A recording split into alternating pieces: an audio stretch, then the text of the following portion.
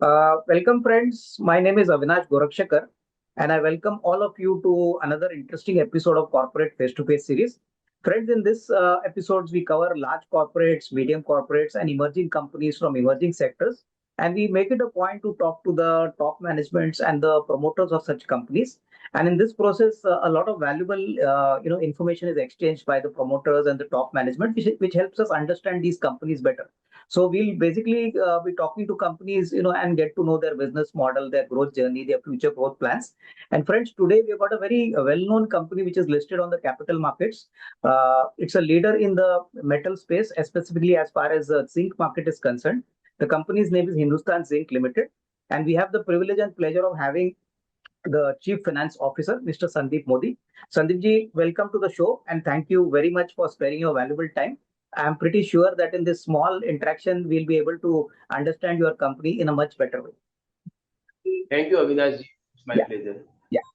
So, Sandeep ji, first question, I think, we have all seen the results for FY25 for Hindustan Zinc.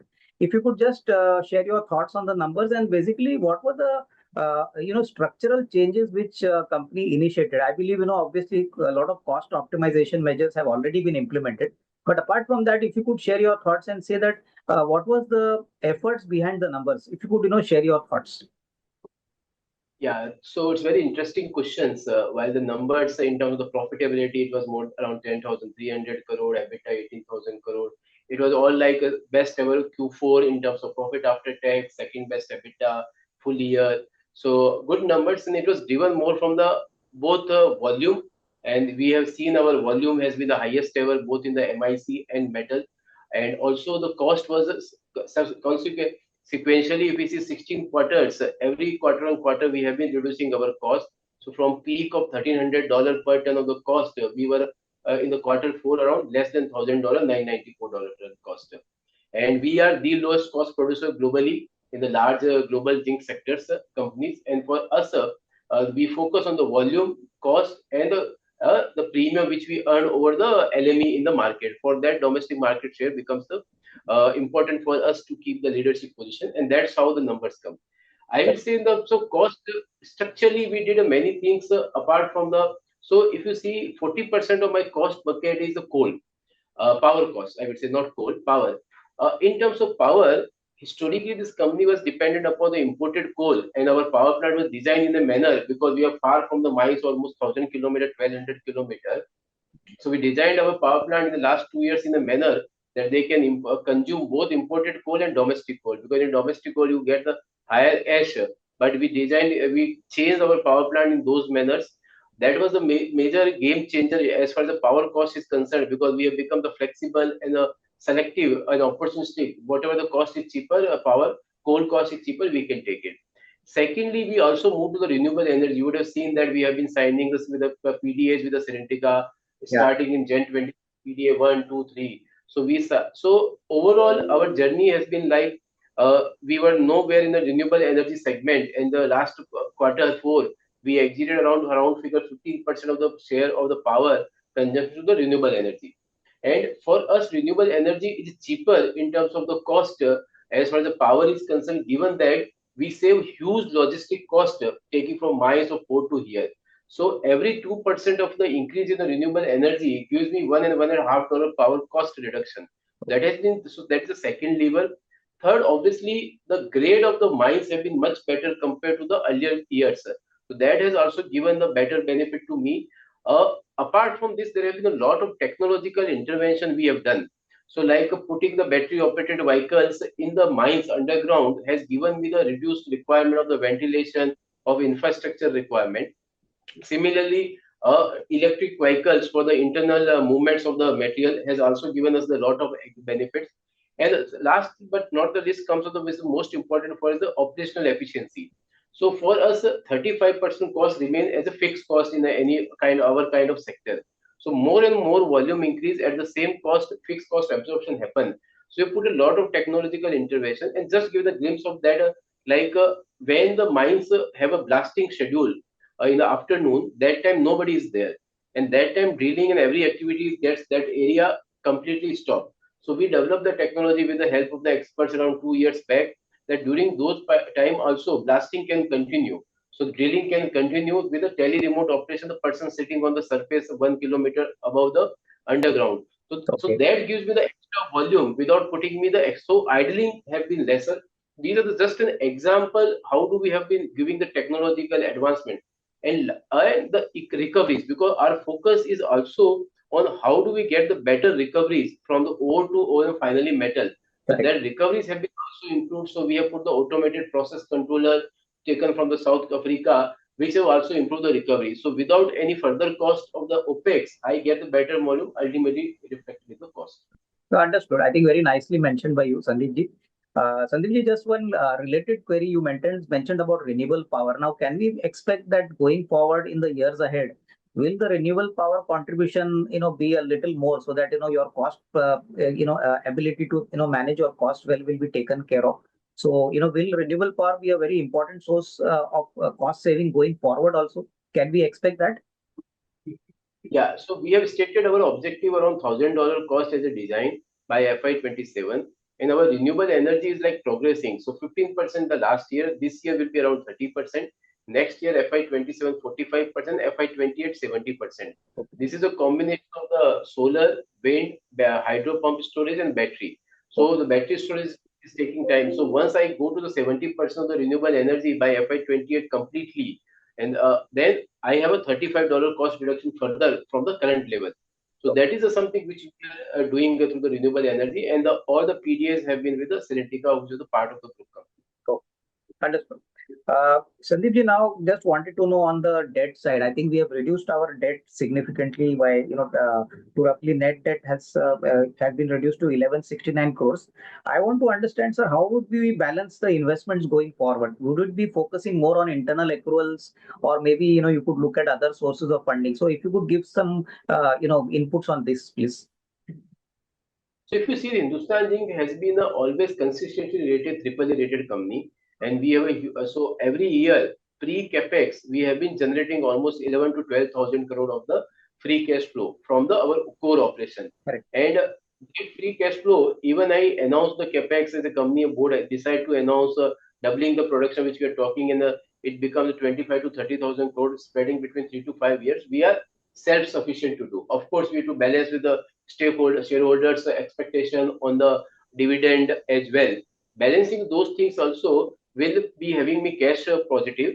Only thing which I want to put the perspective that our all the projects are having very high IRR. It's like Okay. 25%, 30% kind of IRR. Okay. Whereas my cost of funding is less than 8%. Okay. So it is in the best interest of the shareholders that I take some opportunistic loan 50-50, 70-30 and fund that capex through the that project so that my equity IRR improves much Okay. better. So we Okay. will remain opportunistic depending upon the kind of IRRs which we get from the projects. No, no, understood. I think very rightly said by you. Sandeep ji, now tell me, I believe you have guided for a growth capex of around 225 to 250 million in FY26. Now, could you elaborate on some specific projects which the company is undertaking for the current year, that is FY26? So at this point of time, Avinash, this 225 to $250 million is largely pertaining to the fertilizer project because roaster project, which is at a near to the Debari plant, is not under the completion. So large of the amount will be going to the fertilizer in this FY26 out of this 225 to $250 million. Of course, we have a small capex of the hot acid leaching technology, which is a very innovative technology. As we were talking, how do we manage our cost? This is also one way which I want to communicate through this interaction.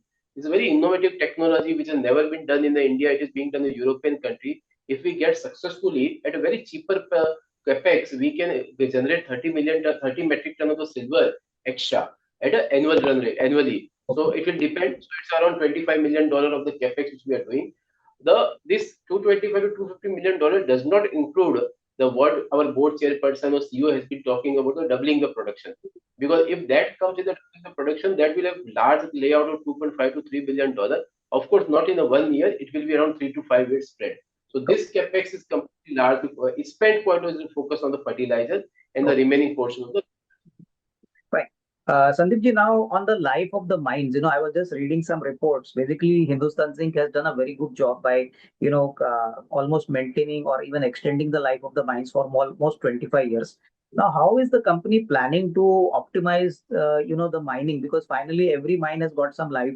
So, in our case, what are the kind of initiatives the company is taking to exchange where we take out the optimum output, the life of the mine is also properly, taken care of. So, if you can please tell something on this. So, Avinash, for any mining company, you are rightly pointing out any mining company, reserve and resources is the key. On that basis, the future capex are planned. So, Correct. if you see the history of Hindustan Zinc, when Hindustan Zinc got acquired, it was like always being said 6, 7 years the R&R will get completed. But this company has been investing in the exploration very diligently and very aggressively, and we have been hiring the experts focusing on the only on the R&R, best of the technology from the Australia or South Africa to get the SPD exploration program. And happy to share that through your this channel that if we see the just 5 years back, FY20, uh, our reserve, proven reserve, was around 10 million ton. Okay, and if I would not have done anything and just taking the my mineral out, I would have been sitting today 5 to 6 million ton only. But Okay. today I'm sitting at 15 million ton. So that, and during that 5 years, we have done the production equivalent to 5.5 million ton. So Exactly. what we did compared to 10 million ton, we have done the 13 million ton. So 3 million ton extra addition has been there into the proven reserve, which is a metal terms proven reserve over and above what we did the production also 5.5 million ton. So that has happened through the efforts which you have put into the this experts deployment and the best of the technology partner. Hmm. This year we are also seeing like we are hearing a lot of use of the AI in the exploration program. We have also evaluating a lot of startups and of course from the Australia and South Africa, most of the parties are there to come to India and we will invest into that program and they will do the exploration program. The objective of ours is that how faster we can do, because if we see overall reserve is equivalent to 12 years of my current run rate of the production, and beyond that I also have the resources. So put together we have around 30 million ton of the R&R, which is equivalent to 25 years of the mine life, which have been our stated objective. If I double it, I have to also double the R&R. So Okay. to double matching the capacity, because our stated objective 25 years. So for that, we will be using extensive use of the AI and ML, and you will see very soon first company in India to use that aggressively. For the focus also, we have also carved out exploration wing in the separate company in the metal exploration private limited, so that all the partners engage with them, all the geologists are part of that. So they have their own separate P&L. So that Correct. is also one of the reasons that they run as a separate not an SPU but as a separate company, and they keep not only bidding externally but also focus on the Hindustan. Right. Sandeep ji, now coming to gold and silver, I think all of us are aware that after Donald Trump announced tariffs on 2nd April, gold has been on a kind of a dream run. Of course, some correction has now been seen because tariff issues are slowly getting resolved. We are the primary producer of silver in the country. Now, tell me what is the view on silver? Because this is one product where I think we have an edge and we have that kind of positioning in the market. What is your approach in the next say couple of years? Will silver be a major contributor to us? And will we be able to take advantage of the global pricing, like assuming silver remains firm, considering there are a lot of industrial applications which consume it. So what is our thought on this product in the overall product basket? So, Avinash, because silver prime is 100% we sell in India. In India has a requirement of almost 6,000 ton of the silver, and we produce almost 10 to 12% of it. And most of the thing is in India is jewelry segment. So I think from the silver demand point of view or supply point of demand point of view in India has no issue, because even we double the production, will be the even one fourth of the India's requirement. So as far as the, because our mines are like co-products, we can't have a selective that we can do only silver. Of course, when we do the considered SK mine, which is Sindhur mine in Rasaman, which is a silver rich mine. So their ppm of the silver is almost 89 to 90 ppm in the concentrate compared to other mines of 30 to 35 ppm. So our focus remains to increasing the production from the SK mine to support of the because the lead has to become, and with the lead silver comes. So our focus is to get the best of the silver recovery from these things, and for that only we have set up one of the fumer India out of the China. First time the fumer plant got set up in Chanderia. Of course, we are still we had initial struggle with the setting up the plant. because there was no support from the OEM because of the Chinese and India visa issue. So we have done the Indianization. At a full capacity of that, Fumer will be producing around 30 million ton of the extra silver. As I talked about the hot acid leaching technology, the plant is getting set up in Dariba. That will produce 30 metric ton silver extra. Of course, when we go for doubling the production, silver will also get doubled with that. Okay. These Okay. are the thoughts of the silver. And we have a very unique plant in Chanderia where we can change the either we can produce more zinc or we can produce more silver. So Okay. we remain optimistic depending upon the concentrate availability and other thing. Right. Of course, in this it will remain 40 to 40 around 40% of the over total basket of the production. EBITDA will remain through the silver, and we believe beyond the jewelry segment in India, also the more and more solar panels and others are getting manufactured. The application of the silver will be very, very high. Okay, fine, understood. Sandeep now just a very related question. Like, as of now, India has not signed a deal with the US, on the tariff issue. Now, hopefully, once the new tariff issue comes, do you think that, as a prominent metal player, will you be impacted or will you be still be very cost competitive? And I think tariffs are not going to create any major damage for us. So, as far as I said, our major cost is the power. So, as far as the power is concerned, we have insulated ourselves for the next 25 years. So, by FY 28, once the 20% is getting renewable energy, and this power delivery agreement is very unique. It's for Correct. 25 years, straight, no inflation, no escalation, linked with the US dollar. Because our output is a link with the US dollar pricing. That we have insulated. As far as our selling side is concerned, we don't sell much on the US because the voice time is very high and the freight is also very high. So compare our natural market is in India, we capture around 77% domestic market share in terms of our own basket. Almost 75% gets sold in India, 25% export. Now our primary side of the export is the Middle East Asia and the Southern East, Bangladesh, and then your Nepal kind of countries. So we being very selective in terms of export also. And we have done our own evaluation. At this point of time, we don't feel tariff is a risk. Actually, it is an opportunity for us. If you see, even as of now, I am running for the coal. Coal index has gone down. So we have what we have done. We have booked our parcel till the October or November supply at a Okay. much cheaper price. Okay. So that is the overall cost. So we believe tariff is an opportunity for us rather than a risk. Of course, we remain conscious, observing what is going in the market. At this point of time, it's an opportunity for us. Well, I think very nicely mentioned by you, Sandeep. Sandeep, on the fertilizer plant, I forgot to ask you. Fertilizer plant, can we expect any revenue contribution in the current year, or will it take some time for us to scale up this business? Because you mentioned that a large investment in 26 is largely for the fertilizer unit. So, do we have any expectation that FY 26 or maybe 27 there could be a meaningful contribution from the fertilizer business to our top line? In FY 27, FY 26 it won't be. It will start occurring in the FY 27 at the like Q1 or the it's either the end of the Q1 or early Q2. The fertilizer will start contributing at an annual run rate of 1600 to 2000 crore rupees in the top line and Okay. a EBITDA of around 450 crore rupees of the in terms of the EBITDA overall. Okay, fine. So 27 will be a better year to watch out for. Sandeep ji, now in terms of global positioning, my question is, we know what is the strength of Hindustan Zinc, but if you could give us some flavor on the global kind of peers, which can be compared to our company. So in what aspects are we better in terms of cost, in terms of output, in terms of profitability? Can we say that we are more or less, in the top three or top four players? Because my knowledge on the zinc metal is limited. So if you could please share your thoughts. So I will give the positioning point of view from the zinc integrated producer point of view. Hindustan Zinc is the largest integrated producer, and that also in the globally. That also gives the command because there's an integrated producer having its own mine, having its own power, and having its now renewable energy. It gives us the cost advantage. That's why I said on the peer basis we are the lowest cost producer.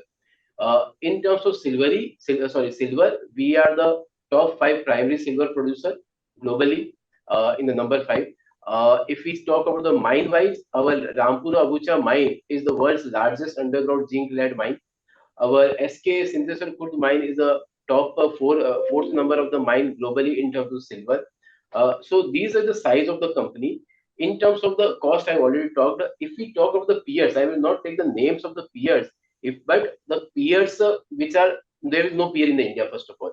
The peers are only in the globally in the South Korea, or you see in the European. If we compare to those, or Australia, if we compare to those companies, our CAGR growth in terms of volume is around 4 to 5%. Compared to their CAGR growth of the volume is either negative or around 2%. So we are much better compared to the global companies. If we see from the cost point of view, we have been reducing our cost because we have the advantage of the labor cost, we have the advantage of the power cost in India. So that is the cost point of view. In terms of the market sell predictive premium commanding point of view, that also we are better because we have in India where the demand is much higher compared to the other Indian globally. Because if we see in Indian company, steel is growing much faster compared to the other countries. So the my minister Modi has put, Mr. Narendra Modi has put up the target of doubling the steel capacity, going to around 300 million ton by 2030. So with that, our growth is also happening in that category. If I talk within the India from the market cap point of view, we are the top three in the Nifty Metal. We are the top 10 in the wealth creator in the Nifty 200 companies. Our TSR has been almost 68%. So I think these are the this makes us very unique. Apart from this, we are having a consistently AAA rated by the CRISIL. So this is a very unique positioning to the other peers of the metal company in India and others to the with all humbleness to the other global companies in it I in think the zinc sector. very nicely spoken, Sandeep ji. Sandeep ji, now tell me, what is the kind of demand signals which you are getting in FY26? FY25 is over, but there are a lot of related sectors, like renewables, automotive, infrastructure, where zinc is consumed. Now, on the ground, if, without putting a number, if you could just tell us, what is your sense? How is demand going to pan out for this financial year? Will it be similar to last year, or do we expect some stronger tailwinds in the current year? So if you see, zinc demand is largely linked with the infrastructure and steel. So if you see the steel industry is growing, and we expect that zinc demand in domestic India will grow around 5 to 7%. With that, our growth plan, which we have also given the guidance to the market, 1100 KT of the metal plus minus 10 KT, it is also in the line of 5% growth over year on year, which is matching with the Indian demand. So that is the way we are targeting. And as far as silver is concerned, I have already talked about automobiles for the catering to the automobile sector. We have set up the separate plant called the Hindustan Zinc Alloy Private Limited around a year back, and that is a capacity of 30 KT. We exited last year with a 10 KT of the production because that was the first year this product has to be established, being the new company in that segment. We are I can't divulge the names of the various, but large customers of the zinc alloy plant, where the mostly the automobile sector are buying from us. Our products are established there, and this year we are expecting 20 to 22 KT of the metal from the zinc alloy plant getting into there. This will help us in catering the demand of the automobile sector rather than they're importing it. Second, improving our domestic market share, which is also helping us. So these are two things which will happen through the this zinc alloy plant. Okay. So that's all in Indian economy point of view. Globally, we may be having a 1 to 2% of the overall zinc market, but I think we are well positioned to be in India and sell in India. So, no, no, understood. Very nicely mentioned, Sandeep ji. Sandeep ji, now as the CFO of the company, if I could were to ask you, what are your top three priorities now going forward? If you could, share your thoughts. So from the Hindustani perspective, my priority is to work with all the management team to make sure that we timely announce this 2x growth plan, which we are talking the doubling the capacity of the Hindustani. Along with this, we also want to put up the tailing recycling plant. So government of India is also putting a lot of focus on the how do we can recover the metal from the waste. So tailing is something is the waste which can be saved from the mills when the ore is getting processed. So we have a huge tailings, around 85 million ton of the tailing is there in the Rampura Abuja, which is having around some good grade. That we, if there is no commercial viable proposal was there, we are working on that proposal. If that becomes successful, so that is something my own plan that we can set up the India's first tailing recycling plant out of within the India, and that can scale up industry like anything. So that will create a lot of value also for the company, given that no mining to be done, and very lesser power intensive as far as the mining is concerned, and completely ESG driven. So from the market multiple or valuation point of view, that will be great. Second is the apart from this, the second is the how do we balance the ESG with the economic prudence.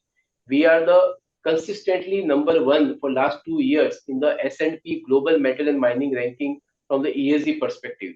So obviously, whatever decisions we have taken till now from the ESG point of view, it has been always taking into account of what is the financial benefit into that, and that has been yielded us that still continue to be there because we almost 900 numbers of the equipments running in the underground. So how do we replace to the battery operated vehicle without increasing our cost? That will be the our thing. Third is the use of the AI. We have heard a lot about the AI, but how do we use those AI and ML technology in our core exploration, mining, and smelting, which can help my improving the recovery and efficiency. So that is the investment which we have to make. And last is about the capital allocation, balancing the stakeholders' requirement of the dividend, also the capital allocation for the capex, and right, keeping the strong balance sheet. So I think that will remain our my focus to ensure that that balance sheet remains strong. At the same time, we also invest for the future and announce the 2x doubling the production and completely say this company is not a zinc or precious metal company, a company which is driven through the energy transition company, a company which is the focus on the critical mineral. Because I think we have not talked about the critical mineral. We have two blocks. One is the gold in a near to Udaipur, and second is the tungsten in Andhra Pradesh. We are also aggressively putting the bids for the potash mining. As we speak today, is also the potash mining bids are happening. We are putting the bids, and then various strategic mineral or critical mineral which were coming. The focus will be capture those markets so that Hindustan Zinc goes beyond zinc and lead and silver and venture into the critical minerals as well. No, fine. Very nicely mentioned, Sandeepji. Now, last question, which is very important. You have been associated with the company for a long time, Sandeepji. Tell me, what is the main risk in our business? Like, is it a commodity price downturn or some global crisis or oversupply in the market or, some quality issues? What is it exactly that as a CFO, you ensure that everything runs optimally? Because we have seen COVID, but now normalcy has come back. So that is point number one. And secondly, as a large corporate, you mentioned capital allocation is an important point which you want to take care. How do you think the company will be rewarding shareholders in future? Considering the fact that now the group is getting restructured again, and Hindustan Zinc is also part of the Vedanta group. So, how will the company reward shareholders going forward in the longer term? So, if you can please share your thoughts. So if you see the restructuring of the Vedanta happening does not have any impact to the Hindustan Zinc because Hindustan Zinc has always been a separate listed company. Of course, the shareholding with the Vedanta Limited, the one of the demerged entity will have the still the holding of Vedanta Limited. So I think from that structure point of no impact on Hindustan Zinc.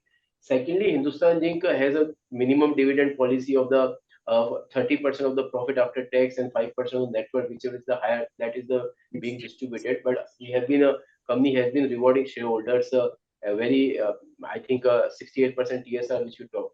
I am also sure that beyond the dividend, if we have go to the growth path, that is will be the for future. So I think every company gets valued on the what is the future EBITDA, and that's how the EV EBITDA multiple comes. I still feel that our company does not is not commanding that much of the valuation because the silver, which is hidden, still while we are talking about the precious metal, if you talk the globally company of which are pure play in the precious metal, they get a very very high PE multiple compared to what we are getting Correct. because the analysts give this company the EV EBITDA multiple pure play like a base metal, Correct. not taking us. I think that is my job to narrate that story through your channel to others that this company 40% EBITDA is coming to the silver. Then we are venturing to critical minerals, the fertilizer, the tailing recycling. In next 1 to 2 years, these things are going to happen. So the company has to be seen as a sum of parts method. Of Correct. course, we are one company. It has to be seen those method. If we see to those things and compare to peers, I believe that we are much higher, better valuation company should get. So that is the one reward for the shareholders will happen because if the share prices increase, they are the largest beneficiary beyond the dividend. And once we invest the money into the right capex and capital growth, the future demand. So, on the longer term perspective, this company can the other way doubling the production, the share price can also be the much beyond that what we are talking with the ESG driven project. Second question, which is first question which you ask, in our kind of company, the biggest risk is not about the demand and supply because we are into the business where anything happens in the even in the COVID, we could export and we could put the material in the LME warehouse. So salability is not a big issue. The issue is only how do we remain cost competitive. Because if we are the cost competitive, then we can pass through any cycle of the commodity cycle. And today we can say that fourth quartile cost curve globally is around $2,200. Okay. Okay. So if the zinc LME go to $2,200, the mines will start have to shut down. Whereas for our case, the $1,600 kind of LME also we will be profit making. Okay. So this is the strength of the company. That is something in my job as a CFO to ensure that that cost competitiveness remain and into the DNA of the company, and even the operator who is the running the machine, he should know what impact his actions or the non taking the action will have the impact on the cost. So my job as a CFO to make sure that cost remain competitive. Because once the cost remain competitive and volume is being taken care of, I think the we can comfortably deliver around 2.4 to 2.6 billion dollars EBITDA at a $2,800 the LME and 3,300 of the silver. So I Okay. think this keeps and creating the value for the shareholder. So I think that risk point of view, of course, in our kind of company, the risk remain safety and other kind of thing because we work the remote operation, social license to operate that are being well managed. We are the top 10 CSR spender in India. We invest around almost 300 crore rupees annually from the community related expenditures, so which we being taken care of. So I think all that risks are always there. How do we mitigate? This is the most important. And soon you may hear the news about the Hindustan Zinc getting into one of the most prestigious membership of the globally in the metal and mining sector. So that can be also big booster for the Indian mining industry Okay. to be aspired for. I think we are managing the risk. We will continue to manage the risk, and we see how the any risk can be converted into opportunity. As you say, the tariff. So we always see how we convert into the opportunity. No, no, I think Sandeep ji very nicely mentioned by you. And I think it was my pleasure to, listen to you and understand the company in a much better way. So thank you very much, Sandeep ji. I think please accept my best wishes to you, your entire management team, and best wishes for future performance. Thank you. Thank you, Avinash, for giving the opportunity to talk through your channel and to. I'm sure the stakeholders. I'm not using the word shareholder. All the stakeholders will know more about this company. Yeah, thank you, sir. Thank you. Thank Thank you. you.